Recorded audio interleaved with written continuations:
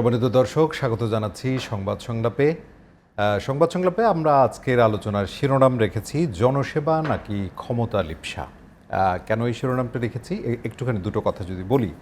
বলাই হয়ে থাকে স্থানীয় সরকার প্রতিষ্ঠানগুলো হচ্ছে গণতন্ত্রের সূতিকাগার এবং দেশের গণতান্ত্রিক প্রক্রিয়ায় বলি বা সামগ্রিক উন্নয়নে স্থানীয় সরকারের ভূমিকা অনস্বীকার্য।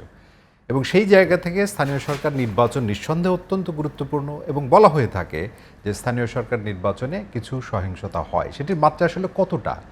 যেখানে ২০০ বছরের আমাদের এই চর্চা, ইউনিয়ন পরিষদ নির্বাচনের কথা যদি বলি, সেই জায়গা থেকে যে ঘটনা ঘটলো বিশেষ করে পঞ্চম ধাপের পরে এবং ১০ জনের উপরে মানুষের প্রাণহানি ঘটেছে,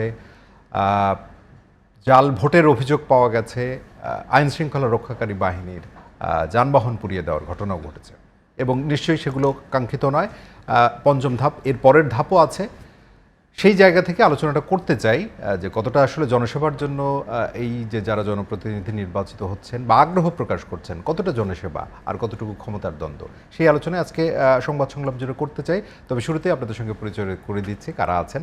আমাদের সঙ্গে রয়েছেন ডক্টর সাবের আহমেদ চৌধুরী, ঢাকা বিশ্ববিদ্যালয়ের শিক্ষক এবং জাতীয় নির্বাচন পর্যবেক্ষণ পরিষদ জানিপপের বিভাগীয় সমন্বয়কারী। স্বাগত জানাই আপনাকে। আমাদের সঙ্গে রয়েছেন জনাব কুদ্দুস আফরাদ, ঢাকা সাংবাদিক ইউনিয়নের সভাপতি। আপনাকেও স্বাগত জানাই। আর ডক্টর সাবের আহমেদ চৌধুরী, আপনাকেই শুরুতে প্রশ্নটা করি এবং ছোট্ট করে আমি ভূমিকা একটুখানি বলছিলাম। ২০০ বছরের আমাদের ইউনিয়ন পরিষদের যে নির্বাচন, সেটি ২০০ বছর যাবৎ এই প্রক্রিয়াটা চলছে। সেই জায়গা থেকে আপনার কি মনে হয়, এবং নির্বাচনে সহিংসতার বিষয়টিও আমাদের কাছে যে খুব নতুন ঘটনা তাও নয়, কিন্তু বলা হয় যে আগের যে নির্বাচনগুলো সেক্ষেত্রে জাতীয় নির্বাচনে এই ধরনের সহিংসতা হতো, স্থানীয় সরকার নির্বাচনে আসলে এরকম নজির আগে ছিল নাকি সকল নজিরকে অতিক্রম করলো এই ঘটনাগুলো? ধন্যবাদ। আপনি যথার্থই বলেছেন যে গণতান্ত্রিক ব্যবস্থায় বা আমাদের যে রাষ্ট্র ব্যবস্থা, সেখানে স্থানীয় সরকারের বিরাট গুরুত্ব রয়েছে এবং স্থানীয় সরকারকে আমরা যেভাবে ঢেলে সাজাতে চেয়েছিলাম সেভাবে হয়তো এখনও সেভাবে আমরা পাইনি।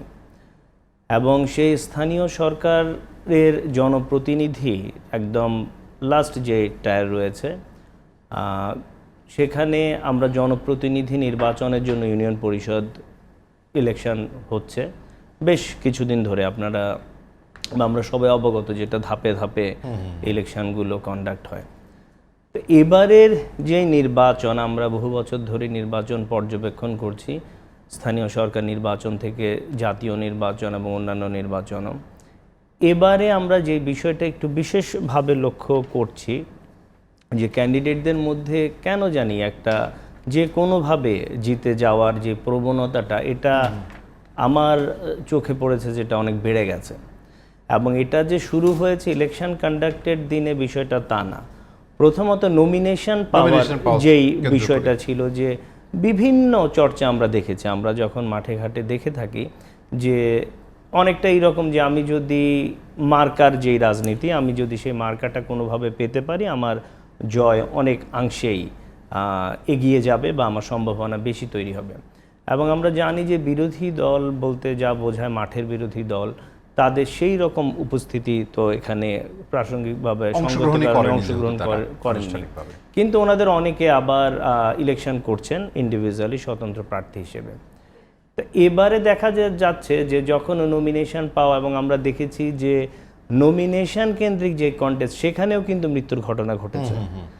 তা এই জায়গাগুলো কিন্তু খুব অ্যালার্মিং, এবং সেই মৃত্যুর ঘটনাগুলো ঘটা এবং ইলেকশন যখন কন্ডাক্ট করতে যাচ্ছে, ল এনফোর্সিং এজেন্সিজের উপরও অনেক সময় চড়াও হওয়া, যে কোনো মূল্যে যে আমার এই স্থানীয় সরকার বা আমার এই পদটা আমাকে পেতে হবে। গতকালকে যেটা হলো যে ভোট গণনার সময় আঘাত করা, জি, ভোট কিন্তু সুষ্ঠুভাবে হতো, তারপর গণনা।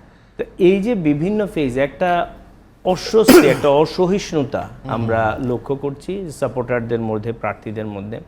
এবং ইলেকশন কমিশনকে আমরা অনেকটা নিভৃত চারি এখানে, মানে তাদের কোনো দৃশ্যমান এখানে রোল নেই।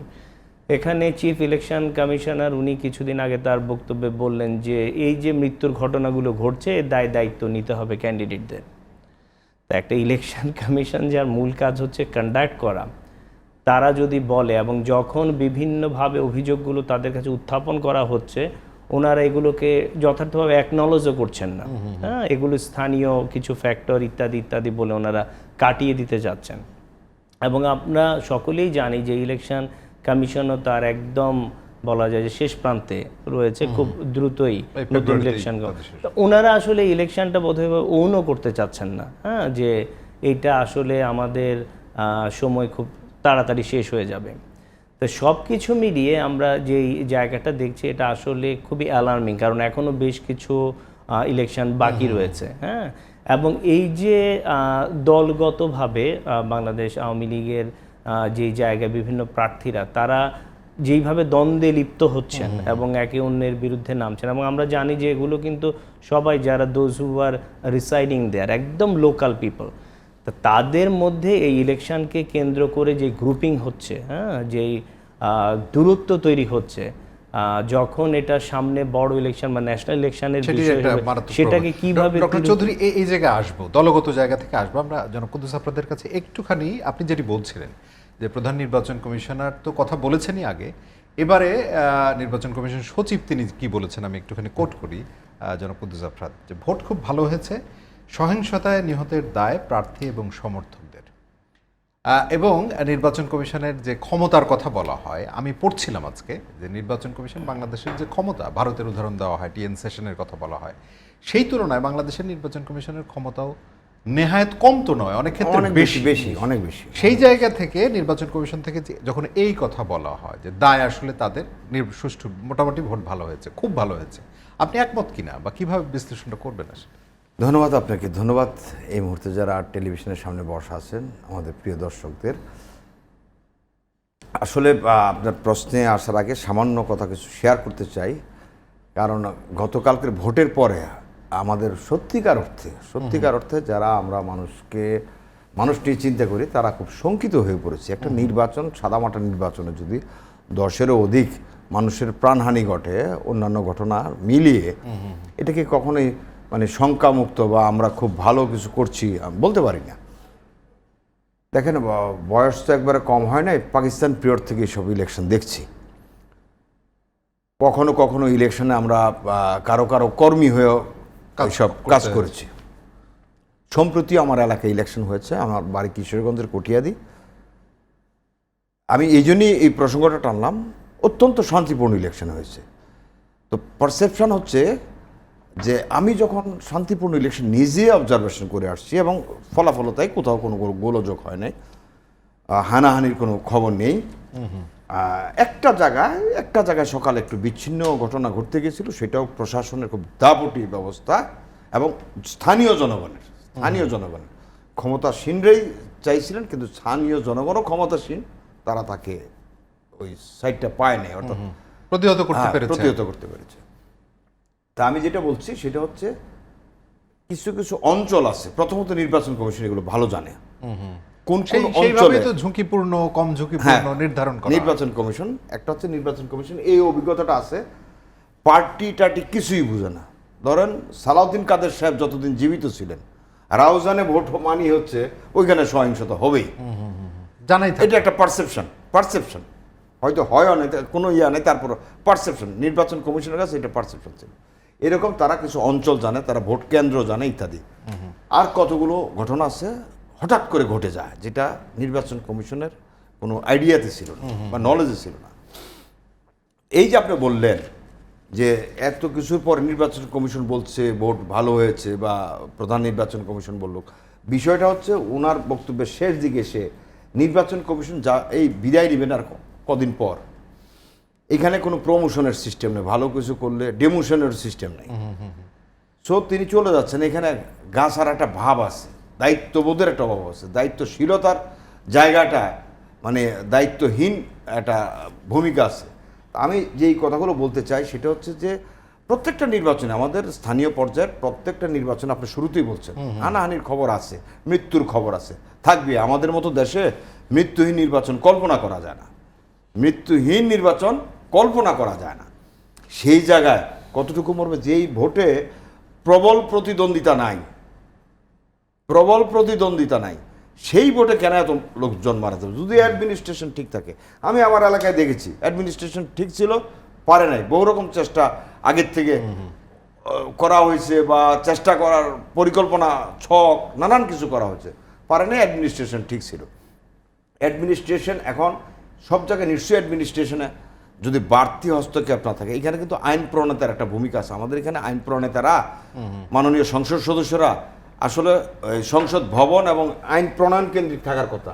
আমাদের এখানে লোকাল গভর্নমেন্টে যখন তার হস্তক্ষেপ আছে, সব সংসদ সদস্য তো একরকম না, নানা রকম ব্যারিয়ার দেওয়ার পরে সে ঢুকে যায় ইলেকশন ইয়ার ভিতরে, যেখানে তার বাধা আছে। তো ঠিক সেরকম ওনারা কোনো কোনো জায়গায় প্রভাব প্রতিপত্তি খাটায়। এক, আমরা কি দেখি, যেই সময় যেই দল থাকে, এটা বিএনপি হোক, জাতীয় পার্টি হোক, আওয়ামী লীগ হোক, যেই সময় যেই সব এলাকার সাংসদ জামাত ইসলাম হোক আর অন্য পার্টির হোক, বাম দলের হোক, তার এলাকায় সে একটা আলাদা প্রভাব রাখতে চায়, স্থানীয় পর্যায়ে তার প্রভাবটা বিস্তার করতে চায়। তাহলে এই যে কনসেপশনে, আমাদের রাজনৈতিক কনসেপশনে এই যে ভ্রান্তিটা আছে, এই লোকাল গভর্নমেন্টে কিছু যায় আসে না, পলিটিক্যাল ক্ষমতার কিছুই যায় আসে না, ক্ষমতার পরিবর্তন তো কিন্তু হচ্ছে না। প্রভাবটা রাখতে চায় লোকাল পর্যন্ত। এই প্রভাব রাখার কনসেপশন যত থেকে আমরা বেরোতে না পারবো, ইলেকশন কমিশনকে অনেক ক্ষমতাবান করতে পারবেন, ইলেকশন কমিশনও সেই জায়গায় সিট দ্বারা শক্ত করতে পারবে না। এই জায়গা থেকেই ডক্টর সাবের আহমেদ চৌধুরী, যেটি আপনি শুরু করেছিলেন জনাব কুদ্দুস আফরাদ, সেই জায়গা থেকে, এবং এই নিয়ে গণমাধ্যমে অনেকগুলো প্রতিবেদন হয়েছে যে স্থানীয় পর্যায়ে যারা আইন প্রণেতা, ইভেন ধরেন আমি যদি মন্ত্রীদের কথা বলি, এরকম কথাও আছে গণমাধ্যমে এসছে, এমপিদের কথা, তারা যাদেরকে পৃষ্ঠপোষকতা দিচ্ছে এই কেন্দ্র থেকে, তাদের অনেকেই জনগণের সাথে সেই অর্থে কোনো সম্পৃক্ততা নেই।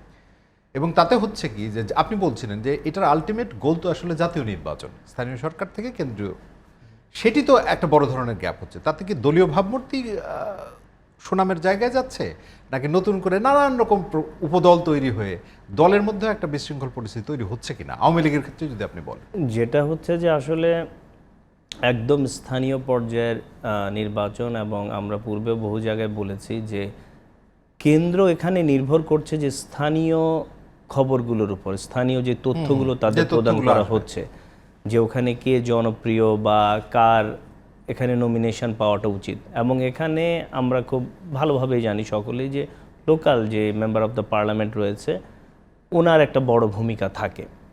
এবং বেশ অনেকগুলো জায়গায় আমরা খোঁজখবর নিয়ে দেখেছি, বা আমার নিজের কনস্টিটিউয়েন্সি আছে, যে অনেক ক্ষেত্রেই সবচাইতে জনপ্রিয় যিনি, হ্যাঁ, হয়তো এমনও অনেক জায়গায় রয়েছে যে আওয়ামী লীগের, হয়তো ইউনিয়ন আওয়ামী লীগের সভাপতি, উনি নমিনেশন পাননি। হ্যাঁ, ওনার থেকে হয়তো বিগত কেউ চেয়ারম্যান ছিলেন বা অজনপ্রিয় হয়ে গেছেন, এই ধরনের কাউকে আবার নতুন করে তাকে দেয়া হয়েছে। তো সেই ক্ষেত্রে হয়েছে কি, ওই যে জায়গাটা বললাম যে স্থানীয় ডিভাইডেশনগুলো অনেক বেড়ে গেছে। এখন মেম্বার অফ দ্য পার্লামেন্ট বা যারা ভবিষ্যতে ইলেকশন করার ইচ্ছে আছে, ওনারা কেন এই রিস্কটা নিচ্ছেন, এটা কিন্তু আসলে পরিষ্কার না। ওনারা, জনাব চৌধুরী, একটি কারণ যদি আমি আপনাকে বলি, যে স্থানীয়ভাবে অনেক সংসদ সদস্য যে খুব জনপ্রিয়তা বলার জায়গা নেই, তো তার অবস্থান ব্যক্তিগত জায়গা সুদৃঢ় করবার জন্য আসলে দলের জায়গা না ভেবে তার পছন্দের মানুষকে সামনে নিয়ে আসার একটা চেষ্টা আছে কিনা আপনি মনে করেন? অবশ্যই সেটা হতেই পারে, এবং আমরা সেটার প্রতিফলনই বিভিন্ন জায়গায় দেখেছি। আসলে এই যে আমরা বলি যে দলগতভাবে বা দলীয় ভাবমূর্তির বিষয় বা দলের যেই আদর্শকে সামনে নিয়ে আসা, স্থানীয় পর্যায়ে বলেন বা local member of the parliament, তাদের মধ্যে কতটা প্রতিফলিত, এটা কিন্তু খুব সন্দিহান। কারণ আমরা দেখেছি যে ব্যক্তি স্বার্থেই দলকে ব্যবহার করার প্রবণতা সর্বত্র, এবং যারা স্থানীয়ভাবে জনপ্রিয় এবং বিভিন্ন তাদের যে কমিটিগুলো রয়েছে, ছোট ছোট কমিটি রয়েছে, আপনি জানেন, তাদেরও দেখা গেছে যে ভোটে যিনি অধিক ভোট পেয়েছেন, ফাইনালি তাকে নমিনেশন দেওয়া হয়নি। এখন তাহলে ভোটাভুটির কি অর্থ আছে? দলীয় কর্মীদের কাছে কি মেসেজ যাচ্ছে?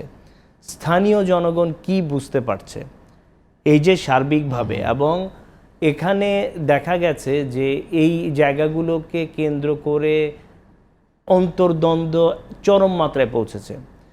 এবং আমরা যেটা খুব খেয়াল করে দেখি যে এই ইলেকশন ক্যাম্পেইনে যাদেরকে ব্যবহার করা হচ্ছে, প্রায় সকল দলমত নির্বিশেষে সবাই ঢুকে যাচ্ছে। এবং একজন প্রার্থী, উনি বলছিলেন যে ওনার প্রায় 70 থেকে কমপক্ষে 80 লক্ষ টাকা প্রয়োজন এই নির্বাচনটা করার, ইউনিয়ন পরিষদের। এবং এই যে বৃহৎ আকারের এই অর্থের যোগান, উনি যদি ঠিক করে অর্থ খরচ না করেন, দল হোক বা যাই হোক, উনি কর্মী কাউকে পাবেন না। একটা বিরাট কিন্তু এই ক্যাম্পেনিংয়ে খরচ রয়েছে। খুব রিয়েল।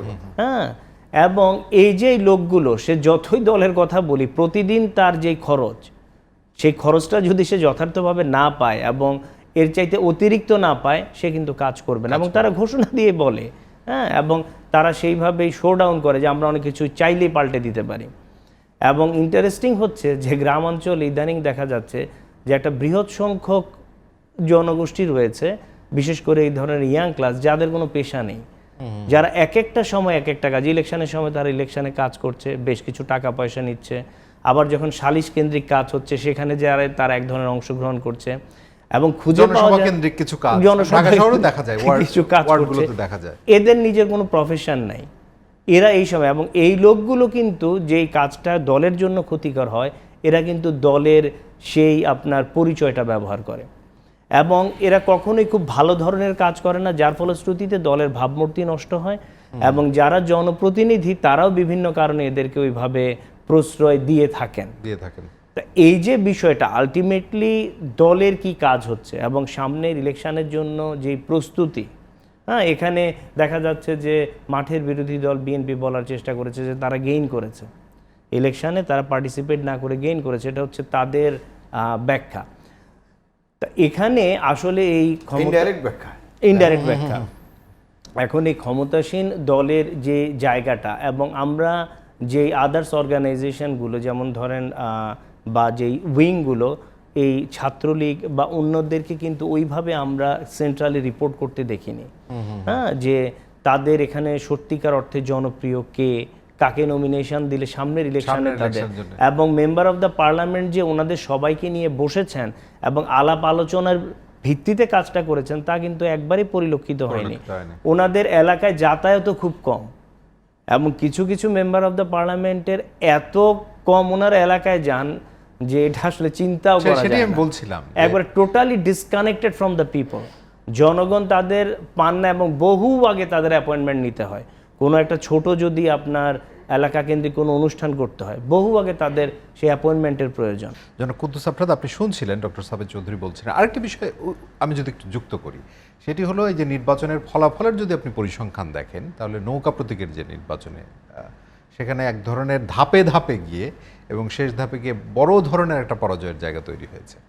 আমি একজন দায়িত্বশীল নেতাকে বলতে শুনছিলাম, আওয়ামী লীগের নেতাই, তিনি বলছিলেন যে এখন যদি আপনি ইউনিয়ন পর্যায়েও চিন্তা করেন বা ওয়ার্ড পর্যায়েও চিন্তা করেন ঢাকা শহরে, তাহলে আওয়ামী লীগের যতগুলো অঙ্গ সংগঠন, সহযোগী সংগঠন এবং যতগুলো নেতা, তারা যদি পরিবারের লোকজনও ভোট দেয় আওয়ামী লীগের প্রতীককে, নৌকা প্রতীককে, তাহলে আওয়ামী লীগের প্রার্থীর হারার কোনো কথা না। তাহলে আসলে কি হচ্ছে ঘটনাটা? ওই যে আপনার শুরুতেই যেটা বললেন যে দল ক্ষতিগ্রস্ত বা দলের এই অবস্থার জন্য কারা দায়ী? দায়ী হচ্ছে, উনি একটু ক্লারিফিকেশন করছেন, সাবের সাহেব বলেছেন যে এখন দলের লোক নমিনেশন নিয়ে যায়। একটা হচ্ছে নমিনেশন নেওয়ার প্রক্রিয়া, আর একটা হচ্ছে নমিনেশন ঠিকই যথাযথ লোকই পেল, কিন্তু তাদেরকে তদারকি করার জন্য, অর্থাৎ দলীয় কর্মীদেরকে তদারকি করার জন্য যে পরিমাণ বিনিয়োগ করতে হয়, এই ক্ষমতাটাও তার থাকতে হবে। ইলেকশনটা আমরা যতই বলি যে ইলেকশনটা পেশি শক্তি মুক্ত করব, তারপরে অবৈধ অর্থ মুক্ত করব, খরচ নির্ভর কমিয়ে আনবো, যেরকম আসলে তো প্রশংসিত হয়েছে। এই যে সাদা কালো পোস্টার, এটা খুব প্রশংসিত হয়েছে। নিঃসন্দেহে পোস্টার কোথাও সাঁটানো যাবে না, রশিতে লটকাতে হবে, প্রশংসিত হয়েছে, এবং এই ধারাবাহিকতা কিন্তু আছে। কিন্তু আর অন্যান্য যে জায়গাগুলো, এই যে খরচ কতটা করতে পারবে, লিমিটেশন কি, কীভাবে সত্যিকার অর্থে, অর্থাৎ এই জায়গাটা কে ইন্সপেকশন করবে, কে কাকে তদারকি করবে, ওইটা যদি আমরা সত্যি সত্যি আর একটু অগ্রসর হতে পারতাম। 2008 সালের নির্বাচনের চেয়ে যদি আমরা ধাপে ধাপে, 8 সালের নির্বাচনটা ছিল জাতীয় পর্যায়ের নির্বাচন, স্থানীয় পর্যায়ের নির্বাচন ওই নির্বাচন কমিশন করতে পারেননি ওই সময়, অর্থাৎ ওই পলিটিক্যাল কর্তৃত্বের অধীনে।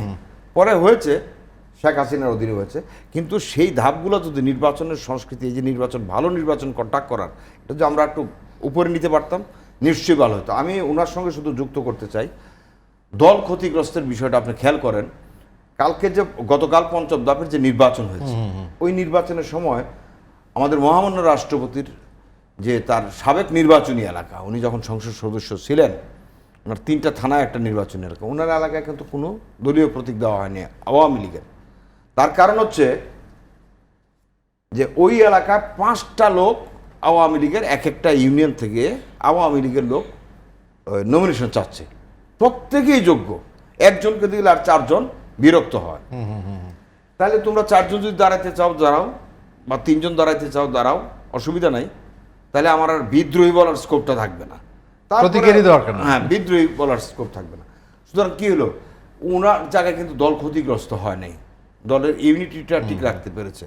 বিভিন্ন জায়গায় একটা হচ্ছে যে একটা নমিনেশন যখন দেওয়া হয় এলাকায়, আমি ওনার সঙ্গে যে জায়গাটা যুক্ত করতে চাই, যত কথাই বলো, আরও 15-20 বছরেও আমাদের বাংলাদেশে আনাচে কানাচে পর্যন্ত পলিটিক্স পৌঁছেছে সত্য, কিন্তু ইউপি নির্বাচন আসলে ওই রাজনৈতিক আদর্শ কেন্দ্রিক ভোট কিন্তু হয় না, ওইটা হচ্ছে পাড়া মহল্লা কেন্দ্রিক, গোষ্ঠীগত অনেক আঞ্চলিকতা কেন্দ্রিক, নদীর এই পার না ওই পার, রেল লাইনের এই পার না ওই পার, পাহাড়ের এই পার না ওই পার, হ্যাঁ, বালু মাটির এই দিকের বাড়ি না ওই দিকের বাড়ি, 3 ওয়ার্ড কোন দিকে, 6 ওয়ার্ড কয় দিকে, বা 4 ওয়ার্ড এদিকে, 4 ওয়ার্ড ওই দিকে।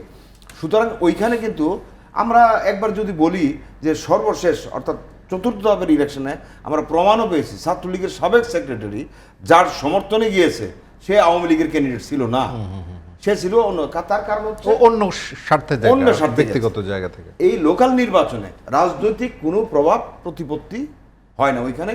একটা হচ্ছে আঞ্চলিক, যা অঞ্চল বেস, আরেকটা হচ্ছে পারিবারিক, আবার নানান ফ্যাক্টর। সুতরাং প্রার্থী বাছাইয়ের ক্ষেত্রে দলগুলো তো আগে সমর্থন দিত পরোক্ষভাবে, তো দলগুলো এখন যদি নমিনেশন দেয়, নমিনেশনটা তার সেইভাবে চেকে আনতে হবে, এই প্রার্থীর বাড়ি কোথায়, তার পারিবারিক ঐতিহ্য কি, তার কতটা ক্ষমতা আছে টাকা বিতরণ করার, তার কতটা ইত্যাদি আছে, তাহলে ওই প্রার্থী পাশ করে আসবে। আর না হলে নৌকার প্রার্থী হোক আর ধানের শীষের প্রার্থী হোক, আমি প্রার্থী এই কেন্দ্র থেকে বসে বাছাই করে দিলাম, লোকালি রিজেক্ট করলো, বা উনি লোকালি ভোট পেয়ে আসছে, লোকাল ভোট পেয়ে আসছে, আমি তাকে এখান থেকে দিচ্ছি না, তা আমি কি বার্তাটা দিচ্ছি? সুতরাং এই সব মিলিয়ে আসলে একটা হিবিজিবি অবস্থা হয়ে গেছে। জনাব কুদ্দুস সাহেব, তাই ছোট্ট করে আরেকটা বিষয়, সেটি হলো যে অনুপ্রবেশের কথা তো বিভিন্ন সময় আওয়ামী লীগে যেটি বলা হয়, এবং এমনও বলা হয় এখন যে যেখানে দলীয় সাধারণ সম্পাদকও বলেন, নানান অভিধায় অভিভূত করেন, আমাদেরকে অভিভূত করেন আর কি। সেই জায়গা থেকে যদি আপনি বলেন যে অনুপ্রবেশের সংখ্যা গত 12-14 বছরে এত বেশি হওয়ার কারণে সেটি আসলে শক্তিশালী হয়ে যাচ্ছে কিনা, তাতে আমরা এখন অনেক সময় প্রকৃত আওয়ামী লীগার খুঁজতেও যাই, এই নিয়েও আলোচনা। প্রকৃত আওয়ামী লীগার তো এখন খুঁজেও পাওয়া যাবে না, হ্যাঁ, এটা পাওয়া যায় না। প্রকৃত আওয়ামী লীগারদেরকে এখন পরীক্ষা দিতে হয় নব্য আওয়ামী লীগারদের কাছে। আমি ধরেন আপনি সবাই, আমরা এখানে যারা সাংবাদিক, প্রেস ক্লাবের সামনে টানা আন্দোলন চলে, এরা সবাই জয় বাংলার নামে স্লোগান দেয়, বঙ্গবন্ধুর নামে স্লোগান দেয়, ওরা এই সরকারের কাছে ডিমান্ড করে এবং মানে প্রধানমন্ত্রীর হাতকে শক্তিশালী করার জন্য তার এই দাবিটা মেনে নেওয়ার কথা বলে। তো এরা যখন স্লোগান দেয়, এরা যখন অবস্থান করে, এটা শিক্ষক কর্মচারী হোক বা গ্রাম, মানে যে কোনো জায়গায় স্লোগানের ধরন কিন্তু একই রকম হচ্ছে। এখন আওয়ামী লীগ জায়গা, গ্রামে যান, ইয়াতে যান, সবাই এখন আওয়ামী লীগ। কিন্তু এটা ভালো জিনিস, যদি মতাদর্শগতভাবে এই পরিবর্তনটা বাংলাদেশে, তাহলে তো আওয়ামী লীগের ডিসিশন সে ফলো করবে। আওয়ামী লীগের ডিসিশন ফলো করার মতো সাংগঠনিক ব্যবস্থা, মনস্তাত্ত্বিক ব্যবস্থা কোনো কিছুই কেন্দ্রীয় আওয়ামী লীগ কিন্তু করতে পারেনি। এক একটা উপজেলা, জেলা 20 বছর 15 বছর সম্মেলন নাই। ধরেন উনি যেটা বললেন, আমি আরেকটু যোগ করতে চাই। সুতরাং আওয়ামী লীগ হোক, বিএনপি হোক, তার দলের যদি গতি অর্থাৎ রক্ত প্রবাহ ঠিক না থাকে, সম্মেলন করা মানে কি, প্রবাহটা ঠিক রাখা, নেতৃত্বের প্রবাহ ঠিক রাখা। আমি যদি ভালো করি আমি আবার টিকে যাব, আমি খারাপ করলে, এখন এখানে যেটা হয়েছে, আমি ছিলাম এক জায়গায় সভাপতি, আমি মারা গেছি, আমার পরে ভারপ্রাপ্ত যে হচ্ছে সেও মারা গেছে, এরপরে যে হচ্ছে সেও মারা গেছে, আজকে 28 বছর সম্মেলন হচ্ছে না, 20 বছর সম্মেলন হচ্ছে না। এটা আওয়ামী লীগ বিএনপি দুইটা বড় রাজনৈতিক দুর্ভাগ্য হচ্ছে। জাতি হিসেবে, আমাদের নাগরিক হিসেবে আমরা সাফারার করি এই জায়গাটা, যে এই রাজনৈতিক দলগুলো এখনো একটা কি বলবো রাজতন্ত্রের ধারা, তারা ধারা যেটা আপনি বলছেন সাংগঠনিক। আমরা শেষ দিকে আছে জনাব সাবের চৌধুরী, আপনার কাছে আরেকটি প্রশ্ন জোরালোভাবে যেটি আসছে, সেটি হলো যে স্থানীয় সরকারের দল ভিত্তিক নির্বাচনের ব্যাপার বা দলীয় প্রতীক। কেউ কেউ বলছে, বিশেষজ্ঞরাই বলছে যে দলীয় প্রতীকটাই এই ধরনের যে সহিংস কর্মকাণ্ড সেটা একটি বড় ব্যাপার। কিন্তু আপনি যদি বিভিন্ন দেশের, বিশ্বের বিভিন্ন দেশ, ইভেন ভারতের কথাও চিন্তা করেন, সেখানে তো দলীয় ভিত্তিতেই নির্বাচন হচ্ছে। সেটি একটি অন্তরায় কিনা, যারা বলছেন বিশেষজ্ঞরা, সেটি অন্তরায় কিনা? আসলে এখানে মূল জায়গা যেটা জাফরাত ভাই বর্ণনা করছিলেন, যে স্থানীয় সরকারে কিন্তু দলের বাইরে যেও অনেক কিছু করতে হয় যারা ভোটার। কারণ এখানে সে কোন বাড়ির প্রার্থী, কোন অংশে সে রয়েছে, এগুলো কিন্তু অনেক বড় কিছু ম্যাটার করে। যে ধরেন কোনোভাবেই ওই বাড়ি থেকে আমরা কাউকে নির্বাচিত হতে দিব না, বা ওই ওয়ার্ড থেকে কাউকে আসতে দিব না, দেব না। তখন দেখা যাচ্ছে যে সকলেই একত্রিত হয়ে যাচ্ছে, সেখানে দল মত নির্বিশেষেই। ইভেন তারা অনেক জায়গায় অর্থলগ্নি পর্যন্ত করছেন যে ওই প্রার্থীকে যাতে কোনোভাবেই না আসা যায়। ওনারা সেন্টারে দৌড়াদৌড়ি করছেন সে যাতে নমিনেশন পায়, না পায়, বা কোনো ক্ষেত্রে পায়। এই যে বিষয়গুলো, সেখানে এখনকার যে ট্রেন্ডে আমরা দেখছি যে দলীয় প্রতীক আসলে আমাদের যে ধারণা ডিভাইডেশনটা বাড়িয়েছে। এবং দেখেন যে উনি যে উদাহরণটা নিয়ে আসলেন যে রাষ্ট্রপতির যে এলাকায়, তা এটা তো এই অবস্থা না দিয়ে আসলে সুরাহাটা করা গেল। এই অবস্থা কিন্তু প্রায় সব জায়গাতেই বিরাজ করছে। কারণ দল এখন ক্ষমতায়, প্রত্যেকে বিভিন্নভাবে বিভিন্ন কাজে জড়িত রয়েছেন, এবং তারা প্রত্যেকে চাইছেন যে এটা একটা সুযোগ হিসেবে যে ক্ষমতার সাথে থাকা। বলছিলেন। তা এই যে ক্ষমতার সাথে থাকার যে আনন্দ, যেখানে তারা নিজেরা প্রত্যেকে ভাগ নিতে চাচ্ছেন, এবং এখানে দলীয় সিদ্ধান্তকে অনেক জায়গায় তোয়াক্কা করছেন না, যার ফলশ্রুতিতে বারবার আপনার সেন্টার থেকে এবং লোকাল লেভেল থেকে হুঁশিয়ার করা হচ্ছে যে কেউ যদি বিদ্রোহভাবে ইলেকশন করে তাহলে তার পরিণতি কি হবে। বারংবার বলতে হচ্ছে। কেন বলতে হচ্ছে? কারণ সেখানে সেই ডিভাইডেশনটা তৈরি হয়েছে, এবং দলও দেখছে যে সেই জায়গায় বিরোধী কেউ দাঁড়িয়ে গেলে সেটার পরিণাম অনেক ক্ষেত্রে ভালো হবে না। এবং আমরা অনেক ক্ষেত্রেই দেখেছি যে বিদ্রোহী প্রার্থী সে দাঁড়িয়ে সফলকাম হয়েছে, সে জিতে চলে এসছে। মানে কি, সেখানে জনপ্রিয় যিনি ছিলেন তাকে নমিনেশন দেওয়া হয়। কুষ্টিয়ার কথা আমি দেখছিলাম যে সেখানে একটাতেও আসলে দলীয় প্রতীকে বোধহয় নির্বাচিত হয়নি, কোনো একটি খবর দেখছিলাম।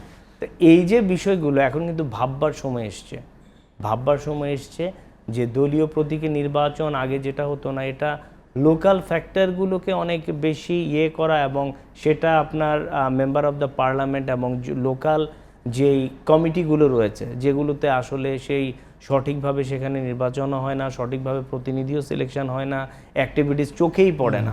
তারা শুধু বিভিন্ন জায়গায় তদবিরের ক্ষেত্রে বা বিভিন্ন জায়গায় পুশ করার ক্ষেত্রে তাদের খুব সরব উপস্থিতি রয়েছে, কিন্তু দলের আদর্শ মূল্যবোধ এগুলি আপহোল্ড করার ক্ষেত্রে তাদেরকে কোথাও পাওয়া যায় না। বিশেষ একটা দিবস হলে তারা কিছু মুজিব কোট বা এই জাতীয় পোশাক পরে বিভিন্ন শোডাউন দিবে, প্রচুর ছবি তুলবে। এছাড়া যে আদর্শগত জায়গায় যে নতুন কর্মী তৈরি করা বা দলের আদর্শ অনুযায়ী বিভিন্ন অ্যাক্টিভিটিস নেওয়া, তরুণ সমাজকে একত্রিত করা, এই জায়গাগুলোতে কিন্তু তাদের একদম কোনো পরিকল্পনাই নাই। এই যে তারা বিভিন্ন জায়গায় কোনো পরিকল্পনা ছাপ আমরা দেখি না।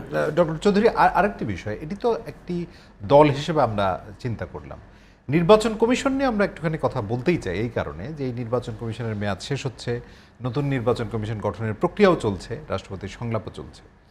এখন আমরা প্রত্যেকেই স্বীকার করছি যে নির্বাচন কমিশনের যে আইনি ক্ষমতার কথা বলি সেটির কোনো কমতি নেই, কিন্তু প্রতিবারই এটি হচ্ছে যে নির্বাচন কমিশন সেই অর্থে শক্তিশালী যে ভূমিকা, এবং নির্বাচনকালীন সময় তো সকল বিভাগই তার আন্ডারে থাকার কথা, সেগুলোকে ইউটিলাইজ করতে পারে নির্বাচন কমিশন চাইলে, সেটি করছে না কেন? এটি কি ব্যক্তিগত কোনো জায়গা আছে, ব্যক্তি ইমেজের কোনো বিষয়, বা সেরকম মানুষ আমরা পছন্দ করতে পারছি না? এখানে আসলে এমন লোকদের প্রয়োজন যার শিরদাঁড়া আছে, যার শিরদাঁড়া ওইভাবে নেই, যে লিডারশিপ দিতে পারবে না, যার পরিকল্পনা নেই, যে যথার্থভাবে কাজ করার আগ্রহ নেই, এই ধরনের কাউকে যদি নিয়ে আসে, আমরা বিভিন্ন জায়গায় বলে থাকি যে সব রিটায়ার্ড লোকজনের, এটিও একটি বড় প্রসঙ্গ, যে ওনারা, আমরা রিটায়ারমেন্ট কখন ঘোষণা করা হচ্ছে যে ওনাদের মোটামুটি এখন অবসর জীবন পালন করার জায়গা, ওনার দীর্ঘ কর্মজীবন শেষে উনি রিটায়ার করেছেন। আমরা দেখেছি গতবার যে 10 জনের যে শর্ট লিস্টটা করা হয়েছে, ওখানে একজন মাত্র ছিলেন যিনি রিটায়ার্ড না, এবং প্রত্যেকেই কিন্তু রিটায়ার্ড। সেখান থেকে উজ্জীবিত লিডারশিপের প্রমাণ রেখেছে বিভিন্ন ক্ষেত্রে, তাদেরকে হয়তো নিয়ে আসা সম্ভব, কিন্তু আমরা কিন্তু সেই জায়গাটা দেখি না। এবং ইলেকশন কমিশন যে ফরমেশনের যে 50 বছরেও কিন্তু এটার আমরা কিছু এখন পর্যন্ত দেইনি। শুধু কনস্টিটিউশনের সেই ধারাবাহিকতা এবং একটা ইন্টারিম ব্যবস্থায় বারবার এই জায়গাটা হচ্ছে। এখন এখানে বোঝার আরও বিষয় রয়েছে। ক্ষমতাসীন দলকে আমরা বলছি এগুলি করার জন্য, ক্ষমতার বাইরে যারা আছেন ওনারা কি একটাবার বলেছেন যে ওনারা যদি কোনোভাবে কোনো দিন ক্ষমতায় যেতে পারেন ওনারা কি কি করবেন? কি করবেন? কোনো পরিষ্কার কোনো কথাই তো ওনারা কিন্তু শুধু বিরোধিতাই করছেন যে আমাদের এই জায়গাগুলো দুর্বলতা রয়েছে, ভবিষ্যতে আমরা যদি সুযোগ পাই আমরা এই কাজগুলি করব। একটিবার কাউকে আমরা বলতে শুনি না, এবং বারংবারই এই ঘটনাটাই ঘটছে। ওনারাই বিভিন্ন সময় ক্ষমতায় এসছেন এবং রাজনৈতিক দলগুলো অংশগ্রহণ করছে, যেই অবস্থা যেখানেই ছিল ওখানেই থাকছে, যার ফলশ্রুতিতে আমাদের এই রাজনৈতিক সংস্কৃতির পরিবর্তন এবং গণতান্ত্রিক যেই ইনস্টিটিউশনগুলি রয়েছে সেটার প্রাতিষ্ঠানিক জায়গায় আমরা কোনো জায়গায় আমরা কিন্তু উন্নতি দেখি না। এই গুরুত্বপূর্ণ জায়গায় জনাব কুদ্দুস আফরাদ আপনার কাছেও আসতে চাই যে নতুন নির্বাচন কমিশন যেহেতু গঠিত হচ্ছে এবং আমরা তো শুধুমাত্র সরকারি দলের অনেক সমালোচনাই করলাম, নিশ্চয়ই যৌক্তিক জায়গা থেকেই করলাম, কিন্তু অন্যান্য দলের কথা আপনি বলছেন যে দলগুলো ক্ষমতায় ছিল বিভিন্ন সময়, তারাও তো আসলে বিভিন্ন সময় একমত হয়েছে নির্বাচন কমিশনের আইন করা দরকার, কিন্তু সেই কাজটি তারা করেননি। এখন আবার নতুন করে সংলাপে তাদেরকেও আমন্ত্রণ জানা হয়েছে, বিএনপির কথা আমি বলছিলাম, সেখানেও তারা অংশগ্রহণ করবেন না বলে বলেছেন। তাহলে আসলে কিভাবে নির্বাচন কমিশন, যাদের দিকে আমরা তাকিয়ে থাকি, শক্তিশালী করা যেতে পারে? ভালো নির্বাচন কমিশন আমাদের এখানে রাজনৈতিক দলগুলোর যদি চোখে দেখেন একটাও না। আর আমরা যারা নাগরিক সমাজ, কোনো দলের আইডেন্টিটি নেই, আমরা অন্ততপক্ষে এটুকু বলতে পারি বিচারপতি শাহাবুদ্দিন সরকারের আমলে সাবেক সচিব আবু হেনা সাহেবের একটা অর্থাৎ 91 পরে আবু হেনা সাহেবের একটা কমিশন ছিলেন, বিচারপতি লতিফুর রহমানের সময় একটা কমিশন ছিলেন, এবং সর্বশেষ 111 পরে ইয়াজউদ্দিন সাহেবের সময় একটা কমিশন ছিলেন। এই তিনটা কমিশন নির্বাচনে রেজাল্ট একটু 19-20 হয়েছে, কিন্তু এটাও সত্য সেই নির্বাচন কমিশনেও ডাইরেকশনটা অর্থাৎ যেই নেতৃত্ব থেকে নির্বাচনে সহায়ক ভূমিকা রাখার কথা, অর্থাৎ নানান কিছু দিয়ে সহযোগিতা করার কথা প্রশাসনিকভাবে, তাদের একটা ডাইরেকশন যেদিকে ছিল নির্বাচন কমিশন তার বাইরে যেতে পারে নাই।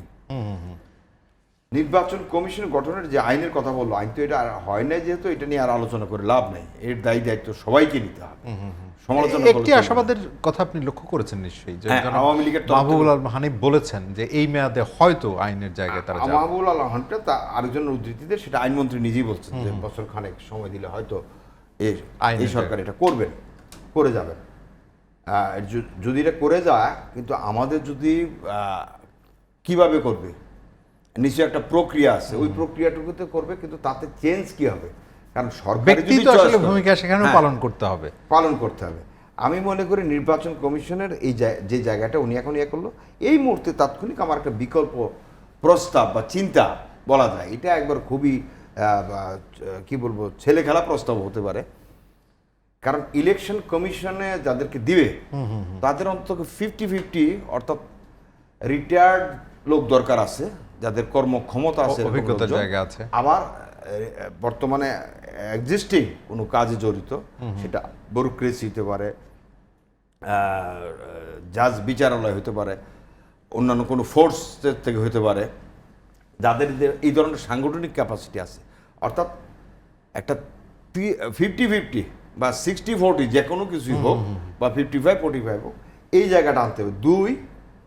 নির্বাচনের বিষয়, আমি স্পষ্টভাবে বলছি, নির্বাচনের বিষয়ে আমাদের আমলারা যেটা হয়, আমাদের ব্যুরোক্রেসি যেভাবে তৈরি করছে, যেই ব্যক্তি স্বাস্থ্য মন্ত্রণালয়ে আমরা হয়, সেই ব্যক্তি স্বরাষ্ট্র মন্ত্রণালয় চালাইতে পারে, সে অন্য কিছু চালাইতে পারে, এই যে পর্যটনের কাজ করে, পর্যটনের কাজ করে।